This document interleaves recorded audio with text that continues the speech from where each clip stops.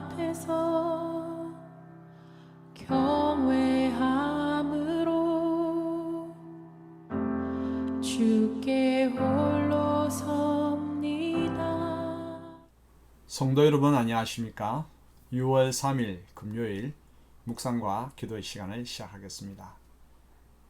하나님의 영이 우리 가운데 가득히 임하여서 어떤 난간이라 할지라도 넉넉하게 헤쳐나갈 수 있게 되기를 축복합니다. 주님께서 주시는 은총의 말씀은 사무엘상 17장 1절로부터 23절의 말씀입니다.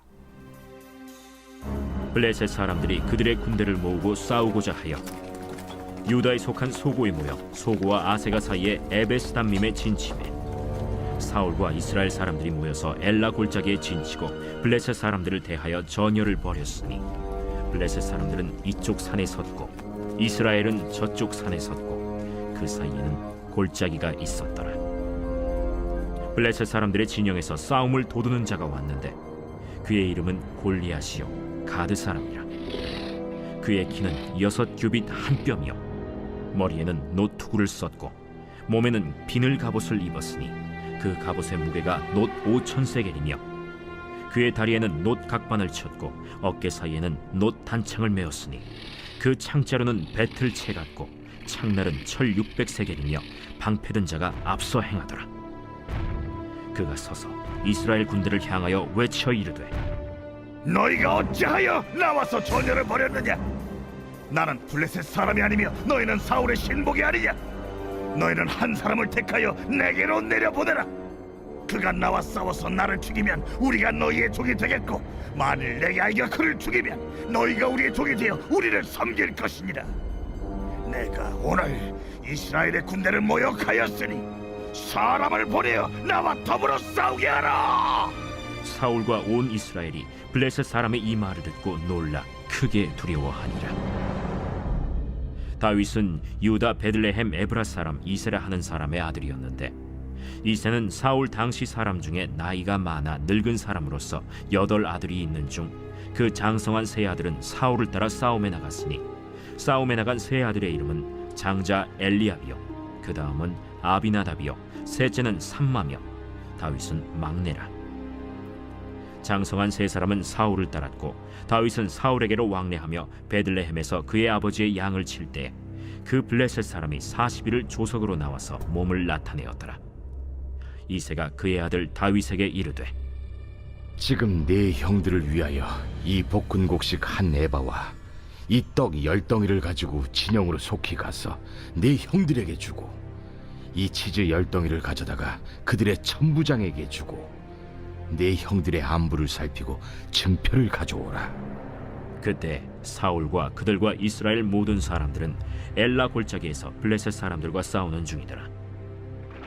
다윗이 아침에 일찍이 일어나서 양을 양 지키는 자에게 맡기고 이새가 명령한 대로 가지고 가서 진영에 이른즉 마침 군대가 전장에 나와서 싸우려고 고함치며 이스라엘과 블레셋 사람들이 전열을 벌이고 양군이 서로 대치하였더라. 다윗이 자기의 짐을 짐 지키는 자의 손에 맡기고 군대로 달려가서 형들에게 문안하고 그들과 함께 말할 때 마침 블레셋 사람의 싸움 도두는 가드 사람 골리앗이라 하는 자가 그 전열에서 나와서 전과 같은 말을 하매 다윗이 들으니라. 이스라엘과 블레셋이 대치하고 있을 때 블레셋 장수 골리앗이 이스라엘 군대를 모욕하였죠. 그런데 이스라엘은 그를 두려워하여 누구 하나 나서는 자가 없었습니다. 이스라엘과 블레셋의 대치에 대해서 알아볼까요? 이스라엘과 블레셋이 엘라 골짜기를 사이에 두고 서로 틈을 엿보며 대치하였습니다. 서로 먼저 공격하지 못한 까닭은 상대를 치기 위해서는 골짜기로 내려갔다가 다시 상대 진영으로 올라가야 하는 위험 부담 때문이죠. 대치하고 있는 가운데 블레셋의 거인 장수 골리앗이 골짜기로 내려와 이스라엘 장수 누구든 자신과 겨뤄보자며 싸움을 걸어왔습니다. 자신과 싸워 이기면 블레셋이 이스라엘의 종이 되고 자신이 이기면 이스라엘은 블레셋의 종이 될 것이라고 소리쳤죠. 선뜻 나서지 못하는 이스라엘을 향하여 자신들의 종이 되어야 할 겁쟁이들이라고 이스라엘 군대를 모욕했습니다. 그런데 이 고함 소리를 듣고도 이스라엘은 사울 왕을 비롯하여 누구 하나 나서지 못했습니다. 왜냐하면 골리앗의 키가 6규빗 1뼘, 즉 290cm로 약 3m의 체구였고, 게다가 그가 차려입은 갑옷과 노창은 보는 이로 하여금 두려움을 지리게 했기 때문이죠. 왜 사울 왕과 이스라엘 군사들은 두려움에 사로잡혔을까요? 사울에게서 하나님의 영이 떠났기 때문입니다. 용기를 불러일으켜야 할 왕이 겁에 질림으로 그 밑에 장수와 군인들은 말할 필요가 없겠죠. 하나님의 영이 떠나면 용기, 지혜, 믿음, 모든 귀한 것들이 사라지고 맙니다. 그리고 자신에게 있는 자원보다는 상대의 강함만이 눈에 크게 들어오죠.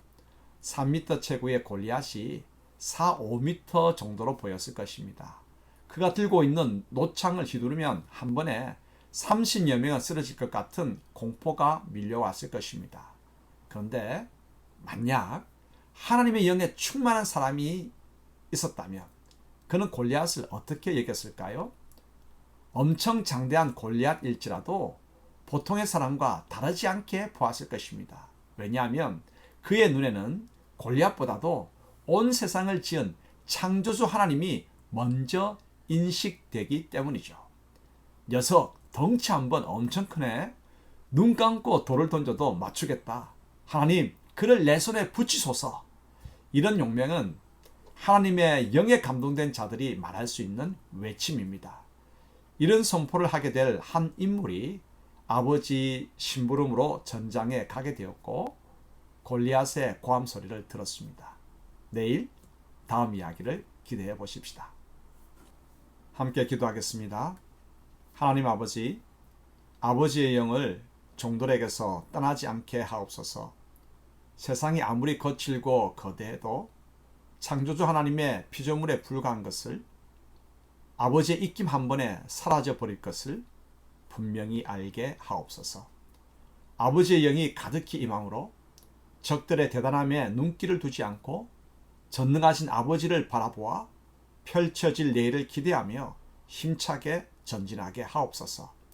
하나님 아버지, 영광을 받으시옵소서. 예수님의 이름으로 기도합니다.